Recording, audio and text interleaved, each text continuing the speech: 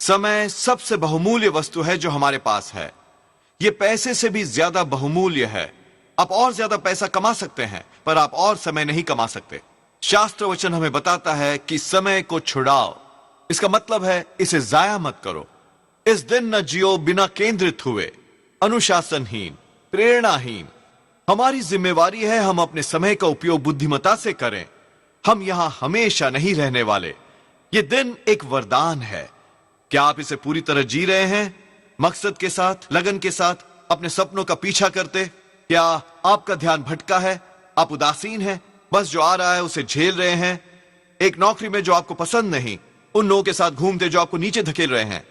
वो समय को छुड़ाना नहीं हुआ, वो है समय को जाया करना। बिल्कुल जैसे आप पैसा खर्चते हैं, आप अपना जीवन खर्च कर रहे हैं। या तो आप इसका निवेश कर रहे हैं या आप इसे जाया कर रहे हैं। पहला कदम यह है कि आपको लक्ष्य तय करने की जरूरत है, शॉर्ट टर्म गोल्स और लॉन्ग टर्म गोल्स। इस सप्ताह आप क्या हासिल करना चाहते हैं? आप आज से 5 साल बाद क्या चाहते हैं? क्या आपका कोई प्लान है? क्या आप कदम उठा रहे हैं वहां तक पहुंचने के लिए? और 3 साल उस नौकरी पर न अटके रहें जो आपको पसंद नहीं। कुछ ऐसा करना जिसके प्रति आपका लगन नहीं है। जीवन उड़े चला जा रहा है। यह आपका एक ही मौका है। आपको यह दोबारा नहीं मिलता। हम 20वें वर्ष दोबारा नहीं जी सकते, न ही अपने 30वें वर्ष। एक बार यह दिन गुजर गया, आप इसे कभी दोबारा नहीं पा सकते। पौलुस ने इफिसियों में कहा, हर अवसर का संपूर्ण लाभ उठाओ, निर्बुद्ध और अज्ञानी न बनो, वरन उद्देश्यपूर्ण जीवन जियो और उचित जीवन शैली में। यदि आप अपने हाईएस्ट पोटेंशियल पर पहुंचना चाहते हैं तो आपको मकसद वाला व्यक्ति होना पड़ेगा। आप जानते हैं आप कहां जा रहे हैं। आप निर्बुद्ध नहीं हैं, ध्यान भटके नहीं, यह देखने की क्या होता है। नहीं, आप फोकस्ड हैं। आप हर अवसर का पूरा लाभ उठा रहे हैं। मैं इसे और व्यवहारिक रूप से बताना चाहूंगा। सोशल मीडिया पर बने रहना हर दिन कई घंटे, जबकि आपको पढ़ाई करनी चाहिए थी, यह समय को छुड़ाना नहीं हुआ। वीडियो गेम खेलते कई घंटे बिताना, जबकि आपको काम करना चाहिए, यह समय को छुड़ाना नहीं हुआ। दिन भर घंटों फोन पर बात करना उस दोस्त के साथ जो आपको कहीं नहीं ले जा रहा, जिसके कोई सपने नहीं, यह समय को छुड़ाना नहीं हुआ। परमेश्वर ने आपको एक उपहार दिया है, वो कहलाता है आज। आप इसके साथ क्या करेंगे? यह बुलावा है एक्शन के लिए। फोकस्ड हो जाइए, ऑर्गेनाइज्ड हो जाइए, अपने गोल सेट कर लीजिए, अपने प्लान बना लीजिए। परमेश्वर किसी को भी चुन सकते थे यहां होने को, पर उन्होंने आपको चुना। शास्त्र वचन बात करता है अच्छी गुजरी जिंदगी की। जब हम रात को सोने जाते हैं, हमें स्वयं को पूछना चाहिए, क्या मैंने अच्छा दिन गुजारा? क्या मैंने अपने गोल्स की तरफ कदम उठाए? क्या मैं किसी और के लिए आशीष था? क्या मैंने अपने समय का निवेश किया या मैंने अपना समय जाया किया? मैंने पढ़ा है कि एक सामान्य व्यक्ति साल में 80 घंटे लगाता है उन चीजों को ढूंढने में जो उसने मिसप्लेस कर दी। कार की चाबियां, सेल फोन्स, चश्मा, रसीदें, बच्चे। किसी ने कहा कि परमेश्वर नौजवान लोगों को बच्चे देते हैं क्योंकि बूढ़े लोग भूल जाएंगे कि उन्होंने उन्हें कहां छोड़ा था। खुद पर एहसान करो। खुद के लिए वो 80 घंटे साल के बचा लो और ऑर्गेनाइज हो जाओ। अपना समय छुड़ा लो। मैं जानता हूं बहुत सारे लोगों को जो अत्यधिक टैलेंटेड हैं, उनमें बढ़िया पोटेंशियल है, पर वो अनुशासित नहीं है जब इस पे बात आती है कि वो अपना समय कैसे बिताते हैं। उनकी मंशाएं अच्छी हैं, पर उनका ध्यान आसानी से भटक जाता है और वो राह से छिटक जाते हैं। हजारों चीजें हैं जिनके लिए आप अपना समय दे सकते हैं। हर दिन आपको फोकस्ड रहने के लिए अनुशासित होना पड़ेगा कि आपके लिए सर्वोत्तम क्या है। यदि नहीं तो आप लेटेस्ट ट्रेंड के पीछे भागते रहेंगे, प्रतिस्पर्धा की कोशिश में, भटके हुए, चीजों में उलझे जो आपके भाग्य का हिस्सा नहीं है।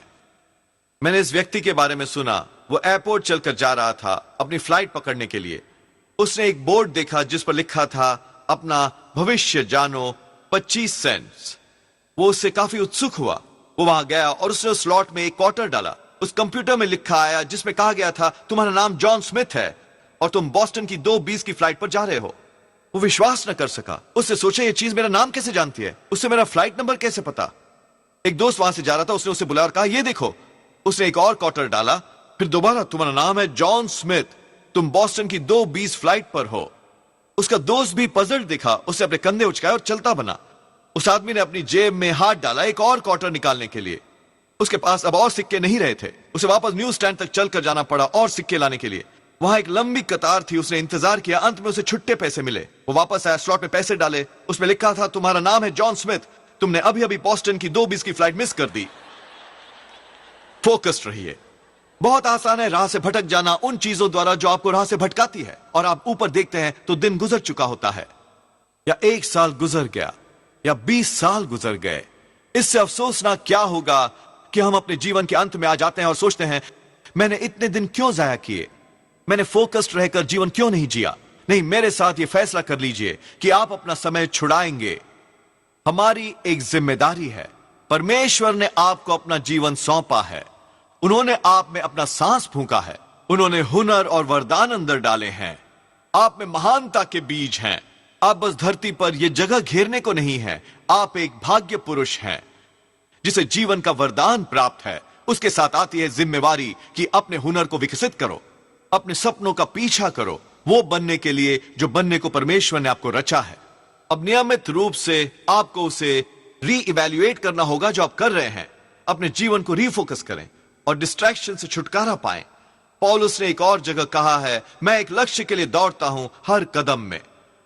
जब हम समय का मूल्य समझते हैं और हर दिन की ओर एक वरदान की तरह देखते हैं जो ये है, तो ये हमें सही दृष्टिकोण रखने में मदद करता है। आप जान जाएंगे कि हर लड़ाई लड़ने के लायक नहीं है। आपके पास झगड़ों में लिप्त रहने का समय नहीं है जो आपके और आपके परमेश्वर द्वारा दिए भाग्य के बीच नहीं है। यदि किसी को आपसे समस्या है, जब तक आप सर्वोत्तम निभाते रहे हैं वो करते हुए जो परमेश्वर ने आपके हृदय में डाला है पूरे आदर सहित, ये उनकी समस्या है और आपकी नहीं। आपको हर व्यक्ति के साथ झगड़े सुलझाने की जरूरत नहीं। कुछ लोग आपके साथ मेल नहीं रखना चाहते, ये एक डिस्ट्रैक्शन है। अपना बहुमूल्य समय जाया न करें उन लड़ाइयों को लड़ते हुए जिनके कोई मायने नहीं। जब आप जान जाते हैं कि आपके दिन गिनती के हैं, आप हर आलोचक पर प्रतिक्रिया नहीं करते। आप कोशिश नहीं करेंगे कि हर कोई आपको पसंद करे। कुछ तो होंगे जो आपको पसंद नहीं करते। आप इस तथ्य को स्वीकार कर लें कि कुछ लोग कभी आपको अपना अप्रूवल देने वाले नहीं, पर कोई बात नहीं, आपके पास सर्वशक्तिमान परमेश्वर का अप्रूवल है। जब आप समय को छुड़ा रहे हैं, आप किसी को खुश करने की कोशिश नहीं कर रहे जो कभी खुश नहीं होने वाले। कुछ लोग चाहे आप उनके लिए कुछ भी कर लें, यह उनके लिए काफी नहीं होता, पर उनकी खुशी आपकी जिम्मेवारी नहीं है। हमेशा दयालु बने, आदर दें, और आपका रवैया होना चाहिए, अगर तुम खुश होना नहीं चाहते तो कोई बात नहीं, पर तुम मुझे खुश होने से नहीं रोक सकोगे। मैं जानता हूं यह दिन एक वरदान है और मैं इसे उन चीजों को बदलने की कोशिश में नहीं जीऊंगा जिन्हें मैं बदल नहीं सकता, या उन लोगों को सही करते हुए जो सही नहीं होना चाहते। वो है समय को छुड़ाना। जब आप जान लेते हैं कि आपका समय सीमित है तो आप नाराज नहीं होते, आप परेशान नहीं होते क्योंकि कोई पॉलिटिक्स खेल रहा है, तनाव में क्योंकि कोई कोशिश कर रहा है आपको गलत दिखाने की। आप इसे भूल जाते हैं। आप जानते हैं कि परमेश्वर इसे ठीक कर देंगे। एक औरत ने मुझे बताया कि उसके साथ किसी ने बुरा किया। वो बहुत ही नेगेटिव थी और कड़वाहट पालने लगी थी। मैंने उसे वो बताया जो आपको बता रहा हूं। जीवन बहुत छोटा है उस तरह जीने के लिए। उसे जाने दें और परमेश्वर आपका पलटा लेंगे। वो ये सुनना नहीं चाहती थी। उससे कहा, नहीं, मुझे खुशी नहीं होगी जब तक वो माफी नहीं मांगता। वो ये नहीं समझ रही कि वो बहुमूल्य दिन जाया कर रही है। मुझे पता नहीं, शायद वो कभी माफी नहीं मांगे। मैं सोचता हूं उसकी तरह कितने दिन जाया कर दिए जाते हैं। हम ये नहीं कह सकते कि हमने समय को छुड़ाया है। हमने उस दिन का आभार नहीं माना। हमने बस घसीटते हुए बिताया, परेशान, नाराज, हतोत्साहित। शास्त्र वचन में लिखा है, सूर्य को अपने क्रोध पर अस्त न होने दो। कारण कि बहुत से लोगों को कोई खुशी नहीं है, कोई उत्साह नहीं, क्योंकि वो हर रात सोने जाते हैं अपने हृदय में अक्षमा लिए हुए, अपनी ठेस को बनाए रखे हुए, अपनी निराशाओं के बारे में सोचते हुए। समस्या यह है, यदि सूर्य अस्त होता है कड़वाहट के साथ तो वो उदय होगा कड़वाहट के साथ। यदि वो अस्त होता है नाराजगी से तो वो वापस आएगा नाराजगी के साथ। ये परमेश्वर के आशीष को बाधित करता है। वो आपको उज्जवल भविष्य देखने से परे रख रहा है। यदि आप चाहते हैं कि सूर्य आपके जीवन में फिर उज्जवल चमके, इससे पहले कि हर रात आप सोने जाएं, आपको कहना चाहिए, हे परमेश्वर, मैं उस हर नेगेटिव विचार को छोड़ रहा हूं जो आज मेरे साथ हुआ है। मैं छोड़ रहा हूं हर चोट, छोड़ रहा हूं हर चिंता, छोड़ रहा हूं हर निराशा। मैं उन्हें क्षमा कर रहा हूं जिन्होंने आज मेरे साथ बुरा किया। प्रभु, मैं सोने जा रहा हूं शांति में। जब आप ऐसा करते हैं तो सूर्य अस्त होगा बिना किसी रुकावट के। जब ये अगली सुबह वापस आता है तो आपके कदमों में एक नया उत्साह होगा, उस दिन के लिए खुशी और भविष्य के लिए तैयार। रात को सोने न जाएं अपने मन में अभी भी कोई पराजय लिए। मैंने एक नवयुवती से बात की। वो यहाँ इस शहर के लोकल टीवी स्टेशन पर टेलीविजन रिपोर्टर है। हरिकेन के रात को वो बाहर थी उस स्टोरी को कवर करते हुए। उसकी असाइनमेंट थी कि ऐसे लोगों को ढूंढे जो तबाह हो गए थे चक्रवात के कारण, और वो लोग जिन्हें भोजन पाने में दिक्कत हो रही है। वो एक फूड ड्रॉप्स में थी, लोगों से बात करते हुए जो कतार में थे, पर किसी की भी दुख भरी कहानी नहीं थी। वो सब धन्यवादी थे कि वो जीवित हैं और कह रहे थे कि वो कैसे इससे निपटेंगे। विक्टोरिया और मैं और कुछ लेकवुड वॉलंटियर्स भी वहां थे। वो वहां कैमरा लेकर आई और मुझसे पूछा सबसे खराब क्या हालात थे जो मैंने देखे। मैंने कहा हाँ, कुछ लोग संघर्ष कर रहे हैं, पर उनमें विश्वास है, वो जानते हैं वो विजय पाने वाले हैं, वो विक्टर्स हैं और विक्टिम नहीं। उससे कहा खैर जोएल मुझे उदासी की दास्तान नहीं सुनाने वाला। तो वो गई और उसने विक्टोरिया को ढूंढा। विक्टोरिया तो मुझसे भी बदतर थी। उससे कहा इन लोगों में जोश है, वो जानते हैं परमेश्वर नियंत्रण रखे हैं, उनकी राह में कुछ और बेहतर आने वाला है। वो वापस स्टेशन पहुंची और उसने अपने सुपरवाइजर से कहा मुझे एक भी दुख भरी कहानी नहीं मिली, पर मुझे जोएल और विक्टोरिया ओस्टीन मिले जिन्होंने इस चक्रवात पर अपने बयान दिए। उससे सोचा वो खुश होंगे, पर यह इससे बिल्कुल उलट था। वो हमें नहीं चाहते थे, उन्हें दुख भरी कहानियां चाहिए थी। अंत में उसे उस घटना के लिए बर्खास्त कर दिया गया। उन्होंने उसे जाने दिया, पर वो हतोत्साहित हो सकती थी, उदास, कड़वाहट पाले, पर वो ये सिद्धांत समझती है कि हर दिन परमेश्वर की ओर से वरदान है। उससे परमेश्वर का धन्यवाद किया कि नए दरवाजे खुलने वाले हैं। उन्हें धन्यवाद देने लगी कि अनुग्रह उसकी ओर आ रहा है। उसके थोड़ी देर बाद ही उसे फोन आया एक बहुत ही प्रसिद्ध ब्रॉडकास्टिंग कंपनी से। उन्होंने उस हरिकेन पर उसकी रिपोर्ट देखी, वही जिसने उसे नौकरी से निकाला था। उन्होंने कहा हम तुम्हें एक फुल टाइम पोजीशन देना चाहेंगे कि आकर डिपार्टमेंट का हेड बने जो हमारी सारी डॉक्यूमेंट्रीज करता है। ये एक सपना सच हो गया। उसने मुझे एक बड़ी सी झप्पी दी और कहा जोएल मैं तुम्हारा और विक्टोरिया का धन्यवाद करना चाहती हूं कि तुमने मुझे नौकरी से निकलवाया। मैंने कहते सुना है निराशाएं टाली नहीं जा सकती, पर दुख विकल्पित है। चाहे आपने किसी भी प्रकार के सेटबैक्स का सामना किया हो, चाहे आपसे किसी ने बुरा किया हो, आपको हारे हुए जीवन से घसीटना नहीं है। उदास, कड़वाहट भरे अपने समय को छुड़ाने लगो। उस लड़की की तरह परमेश्वर का धन्यवाद करने लगो कि वो नियंत्रण रखे हैं, कि नए दरवाजे खुल रहे हैं, कि अनुग्रह आपकी ओर आ रहा है। सत्य यह है कि हम सब घाटियों में से गुजरते हैं, पर ये घाटियां ही हैं जो हमें ऊंचे पर्वतों की ओर ले जाती है। वो परमानेंट नहीं है, वो टेम्पररी है। यहां है समाधान। जब आप घाटी में होते हैं, बजाय बैठे रहने के और अपनी समस्याओं के बारे में सोचने के, बाहर जाएं और किसी और के लिए कुछ अच्छा करें। वॉलंटियर करें जब आप इस घाटी में हैं। अशर करें जब आप घाटी में हैं। किसी का उत्साह बढ़ाएं जब आप घाटी में हैं। किसी के लॉन की घास काटें जब आप घाटी में हैं। जब आप सही तरीके से अपने समय का निवेश करते हैं, दूसरों की मदद करते हुए, वो बीज जो आप बोएंगे वो फसल लाएंगे जो आपको चाहिए। न कि बस घाटी से बाहर निकलें, पर एक ऊंचे पर्वत पर आएं, भाग्य के एक नए स्तर पर आएं। यह महत्वपूर्ण है कि हम अपना समय कैसे बिताते हैं, पर हम उसे किसके साथ बिताते हैं। समय को छुड़ाने का मतलब शायद हो कि आपको कुछ संबंधों की छटाई करनी पड़े जो आपके जीवन में कोई योगदान नहीं दे रहे। उन लोगों के गिर्द न इकट्ठे हों जो कहीं नहीं जा रहे, जिनके कोई गोल्स नहीं, कोई सपने नहीं। वो लोग जो फोकस नहीं, अनुशासित नहीं, वो समझौता करते हैं, आसान राह अपनाते हैं। यदि आप मीडियोक्रिटी को सहते हैं तो वो मीडियोक्रिटी आप पर आ जाएगी।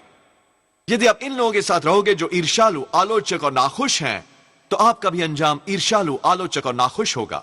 यही लिखा है नीति वचन में। जब आप बुद्धिमान लोगों के साथ चलते हैं तो आप भी बुद्धिमान होते हैं। अपने दोस्तों की तरफ देखो, आप भी वैसे ही होंगे कुछ सालों में। यदि आपके दोस्त हैं विजेता, नेता, दाता, सफल, यदि उनमें सर्वोत्तमता की भावना है, वफादारी है, पॉजिटिव और मोटिवेटेड है, फिर वो अच्छी क्वालिटीज आप पर भी उभर आएंगी। जब आप उनके साथ होते हैं, आप समय का निवेश कर रहे हैं, वो आपको बेहतर बना रहे हैं। पर यदि आप उन लोगों के साथ घूमते हैं जो हैं फूहड़, अनुशासनहीन, प्रेरणा रहित, कहीं जा नहीं रहे, मैं आपको एक बढ़िया सलाह देना चाहूंगा, कुछ नए दोस्त ढूंढ लो। आप वो नहीं बन सकते जो परमेश्वर ने आपको बनने के लिए बनाया है उनके साथ रहते हुए। शायद वो अच्छे इंसान हो, शायद उनका दिल अच्छा हो, पर आपका भाग्य कहीं ज्यादा महान है, आपकी असाइनमेंट कहीं ज्यादा महत्वपूर्ण, आपका समय कहीं ज्यादा बहुमूल्य कि वो आपको नीचे घसीट सकें। अब कुछ लोग केवल एक ही बात है जो उन्हें अपने भाग्य के नए स्तर से परे रखे है, वो है गलत दोस्तियां। देखिए, आप मुर्गियों के साथ रहकर उकाब की तरह ऊंची उड़ान मारने की सोच नहीं सकते। आपको बड़ी अनाउंसमेंट करने की जरूरत नहीं और जाकर उन्हें बताएं, हे भाई मैं तुम्हें काट रहा हूं। जोएल ने कहा कि मैं तुमसे छुटकारा पाऊं, नहीं, मुझ पर एहसान करो और मुझे इससे बाहर रखो। पर आप धीरे धीरे उनके साथ कम और कम समय बिता सकते हैं। जोएल, उनकी भावनाओं को ठेस पहुंचेगी। क्या हो अगर वो आपको आपके भाग्य से दूर रखें? मैंने एक महिला के बारे में सुना जो अपनी दोस्तियां रीइवैल्यूएट कर रही थी। उसकी आंसरिंग मशीन कहती थी, आई एम सॉरी, मैंने तुम्हारी कॉल मिस की, मैं अपने जीवन में कुछ परिवर्तन कर रही हूं। यदि मैं आपको कॉल बैक न करूं तो समझ लें कि आप उन परिवर्तनों में से एक हैं। अब मैं उन लोगों के बारे में सोच रहा हूं जिन्होंने मुझे कॉल बैक नहीं किया। पर यह है कुंजी, यदि आप गलत लोगों को नहीं जाने देंगे तो आप सही लोगों से नहीं मिलेंगे।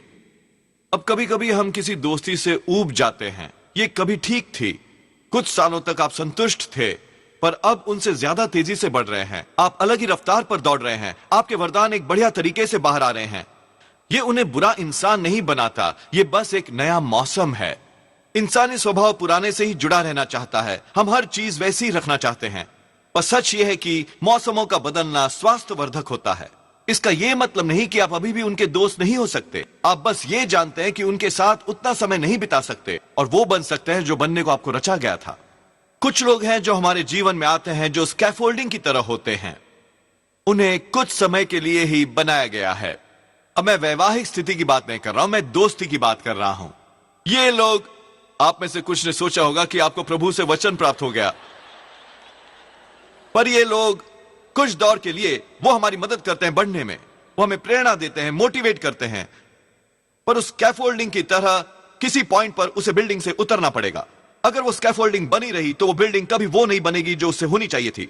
उन लोगों का आभार माने जिन्होंने आपकी सहायता की है, हमेशा उनका आदर करें, पर आपको इतना जान लेना चाहिए कि आपकी कहानी में उनकी भूमिका कब खत्म हो रही है। अब नियमित रूप से आपको अपनी दोस्तियों को रीइवैल्यूएट करनी चाहिए। वो लोग जिनके साथ आप समय बिताना चाहते हैं, क्या वो सही पोजीशन पर हैं?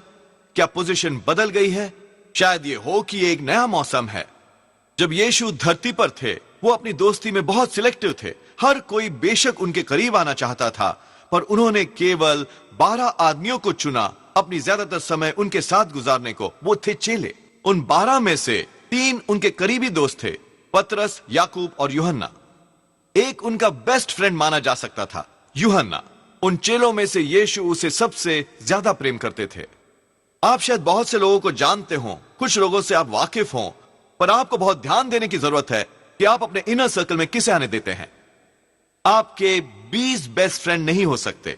जितना ऊपर आप जाते हैं, जितना ज्यादा सफल होते हैं, आपके सर्कल को उतना ही तंग होने की जरूरत है। आपके शायद 20 लोग हों जिन्हें आप दोस्त कहते हो, पर वो 2 या 3 आप चुनते हैं आपके करीब होने को। आपको ध्यान रखने की जरूरत है कि वो 100% आपके लिए हों, वो आप पर विश्वास करते हो, वो आपके लिए खड़े हो, वो आपके साथ हो खुशी या गम में भी। यह हो सकता है कि आप परमेश्वर का सर्वोत्तम नहीं देख रहे क्योंकि आपकी टीम कमजोर है। आप अपना बहुमूल्य समय निवेश कर रहे हैं लोगों में जिन्हें कभी भी आपके इनर सर्कल का हिस्सा नहीं होना था। आपको अपनी दोस्तियां रीइवैल्यूएट करनी होंगी। सही लोगों को लें सही पोजीशन में। यदि आपकी टीम कमजोर है तो आप भी कमजोर होंगे। मरकुस अध्याय 5। यीशु एक और शहर की यात्रा कर रहे थे, एक नन्ही बच्ची के लिए प्रार्थना करने को जो मर चुकी थी। जब वो उस घर पर पहुंचे, शास्त्र वचन में लिखा है, यीशु ने किसी को अपने साथ अंदर आने नहीं दिया सिवाय पतरस, याकूब और यूहन्ना के, अपने उस इनर सर्कल के। क्यों? यीशु जानते थे कि जब वो उस कमरे में आए जहां वो नन्ही बच्ची मरी पड़ी थी, उन्हें वो लोग चाहिए थे जो सवाल न करे कि वो कौन थे। लोग जो ये नहीं कहेंगे कि तुम्हें यकीन है तुम परमेश्वर के पुत्र हो। क्या होगा अगर वो चंगी ना हो? क्या तुम्हारे पास बैकअप प्लान है?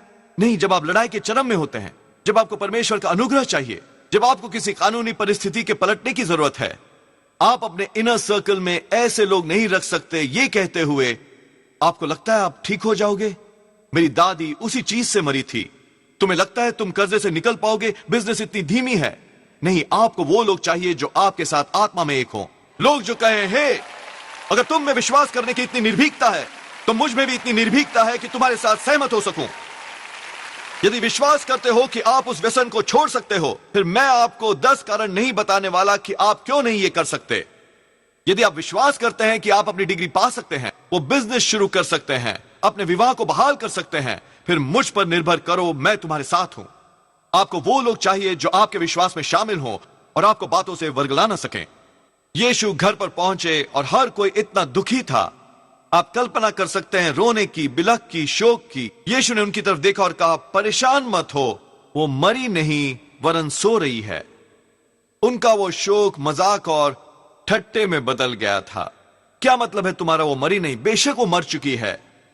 जो यीशु ने इसके बाद किया वो बहुत महत्वपूर्ण है। ये कुंजी है विजय में जीने की। वचन 40 में लिखा है, वो उसकी हंसी और ठट्टा करने लगे, पर यीशु ने उन्हें बाहर निकाल दिया। गौर करें, परमेश्वर के पुत्र ने उन्हें जाने को कहा, उसने उन्हें दरवाजा दिखाया। यीशु महत्व जानते थे अपने आसपास लोगों को रखने की जो उनकी किस्मत को समझते थे। उनका रवैया था, हे मुझे तुम्हारे शक की जरूरत नहीं, मुझे बताने की जरूरत नहीं कि मैं क्या नहीं कर सकता। मैं खुद को विश्वासियों से घेर लूंगा, विश्वास के लोगों से, वो लोग जो मेरी असाइनमेंट को समझते हैं। यदि आपके करीबी लोग आपको लगातार नीचे खींचते रहते हैं कि आप क्या नहीं कर सकते, कि आप अपने सपने साकार नहीं कर पाओगे, समझ लें यह शास्त्र वचन में है कि उन्हें दरवाजा दिखा दें। शायद ये कठिन हो, पर आपका रवैया होना चाहिए, मैं अपना भाग्य पूरा नहीं कर सकता अपने जीवन में तुम्हारी आलोचक भावना को लेकर। मैं वो नहीं बन सकता जो मुझे बनने को बनाया गया था। यदि तुम मुझे नीचे घसीटते रहो, मैं तुमसे प्रेम करता हूं, पर मैं तुम्हें अपने इनर सर्कल में आने नहीं दे सकता। मैं तुम्हें दूर से ही प्रेम करूंगा। यीशु ने भी यही किया। उन्होंने केवल उस लड़की के माता पिता को लिया और पतरस, याकूब और यूहन्ना को उस छोटी बच्ची के कमरे में उसने उस लड़की को कहा और वो जीवित हो गई। पर इसके बारे में सोचें, यीशु उसकी मदद कर सकते थे उस पूरी भीड़ के सामने जो हंस रहे थे, ठट्टा कर रहे थे, मजाक उड़ा रहे थे। वो परमेश्वर है, वो कुछ भी कर सकते हैं। और वो हमें वो सिद्धांत दिखा रहे थे कि आपके इनर सर्कल में कौन है, ये बहुत ही ज्यादा महत्वपूर्ण है। यदि यीशु ने ये मुसीबत उठाई कि गलत लोगों को जाने को कहा, यदि उन्होंने समय निकाला संदेह करने वालों को उखाड़ने के लिए, नकारात्मक लोग जो उन पर विश्वास नहीं करते थे, अगर वो अपने इनर सर्कल के बारे में इतने चिंतित थे, हमें कितनी और चिंता होनी चाहिए कि हमारे इनर सर्कल में कौन है। आपको ध्यान देने की जरूरत है कि आपकी टीम में कौन है, कौन आपके जीवन में बोल रहा है, आप किसको अपना समय और ध्यान दे रहे हैं। और प्रैक्टिकल कि आप हर दिन ऑफिस में किसके साथ लंच खा रहे हैं, आप किससे फोन पर इतनी बात कर रहे हैं। क्या वो आपको निर्मित कर रहे हैं या आपको उधेड़ रहे हैं? क्या वो आपको आपके भाग्य की तरफ धकेल रहे हैं या बता रहे हैं कि आप क्या नहीं कर सकते? क्या वो एक्सीलेंस का नमूना है, वफादारी, चरित्र, परमेश्वरीयता के, या वो है आलसी, फुअड़, अनुशासनहीन? नहीं, आपकी एक जिम्मेदारी है अपने समय को छुड़ाने की। उसे जाया न करो उन पर जो आपको तेजदार नहीं बनाते। यदि आप पोलाइटली उन्हें दरवाजा नहीं दिखाएंगे तो ये आपको आपकी तकदीर से दूर रख सकता है। कई बार हम जानते हैं कि एक व्यक्ति हमारे लिए अच्छा नहीं है, वो हमें नीचे घसीटता है, पर हम सोचते हैं अगर मैं उन्हें जाने दूंगा तो मैं अकेला पड़ जाऊंगा। शायद आप अकेले पड़ जाएं कुछ समय के लिए, पर आप कभी परमेश्वर के लिए कुछ त्यागेंगे नहीं बिना उनके आपको कुछ बेहतर दिए बदले में। परमेश्वर न केवल आपको नए दोस्त देंगे, वो आपको बेहतर दोस्त देंगे। लोग जो आपको प्रेरणा दें, लोग जो आपकी प्रशंसा करें, लोग जो आपको आगे धकेलें। अब शायद इसका मतलब हो कि आपको बदलना होगा। आप हर दिन ऑफिस में किसके साथ लंच खाते हैं? वो व्यक्ति जो हमेशा गलतियां निकालता रहता है, क्रिटिकल है, बॉस की बुराई करता रहता है। आपको अपने जीवन में उस जहर की जरूरत नहीं, वो समय को छुड़ाना नहीं। आपको शायद बदलना पड़े उस पड़ोसी के साथ रहना जो हमेशा डिप्रेस्ड है, हारा हुआ, दुख भरा गाना गाते हुए। यदि आप वहां बने रहे, आप भी अंत में हारे होंगे। ये बेहतर होगा कि आप परिवर्तन करें और एक मौसम के लिए अकेले रहें बजाय जीवन भर के लिए जहर पीने के। जब हम अपनी उम्र के अंत में आते हैं, परमेश्वर हमसे पूछेंगे, तुमने क्या किया उस समय के साथ जो मैंने तुम्हें सौंपा था? क्या तुमने अपने वरदानों और हुनर को विकसित किया? क्या तुमने अपनी असाइनमेंट पूरी की? तुमने अपना जीवन कैसे बिताया? यह अच्छा बहाना नहीं होगा कि कहे, प्रभु मैं भटक गया पर मेरे दोस्त ने मुझे भटकाया। प्रभु मैं कड़वाहट में जिया पर किसी ने मेरे साथ बुरा किया। प्रभु मैं नेगेटिव था पर मेरी कंपनी ने मुझे निकाल दिया। नहीं, मैं आपसे कह रहा हूं कि बहाने बनाना छोड़ दें और समय को छुड़ाना शुरू करें। हम यहां हमेशा नहीं रहने वाले। शास्त्र वचन में लिखा है, हमारा जीवन धुंध की तरह है, हम कुछ पल के लिए हैं फिर हम चले जाएंगे। यह फैसला कर लो कि आप बनने वाले हैं मकसद वाले व्यक्ति। अपने गोल तय करें और उस पर अड़े रहने को अनुशासित रहें और दिन जाया न करें। उन सभी रिश्तों को बंद करें जो आपके जीवन में योगदान नहीं दे सकते। रात को सोने न जाएं किसी किस्म की हार, कड़वाहट, नकारात्मकता अपने मन में रखकर। यह दिन एक उपहार है। ध्यान रहे कि आप अपने समय का निवेश कर रहे हैं, उसे जाया नहीं कर रहे। यदि आप ये करेंगे तो मैं विश्वास और ऐलान करता हूं कि महानता के बीज जो अंदर हैं वो जड़ पकड़ेंगे और पनपने लगेंगे। आप ऊपर उठेंगे, हर बाधा पार कर लेंगे और वो चीज बन जाएंगे जो बनने को परमेश्वर ने आपको रचा है। यीशु के नाम पर यदि आज आपने ग्रहण किया तो कहिए आमीन। हम अपना प्रसारण खत्म नहीं करना चाहते, आपको यह अवसर दिए बिना कि यीशु को अपने जीवन का प्रभु बनाएं। मेरे साथ प्रार्थना करेंगे। प्रभु यीशु, मैं अपने पापों का पश्चाताप करता हूं, मेरे हृदय में आइए। मैं आपको अपना प्रभु और उद्धारकर्ता बनाता हूं। यह साधारण सी प्रार्थना करके आप नए सिरे से जन्म ले चुके एक बाइबल आधारित चर्च में आइए। परमेश्वर को पहला स्थान दीजिए, वो आपको कमाल की जगहों पर पहुंचाएंगे।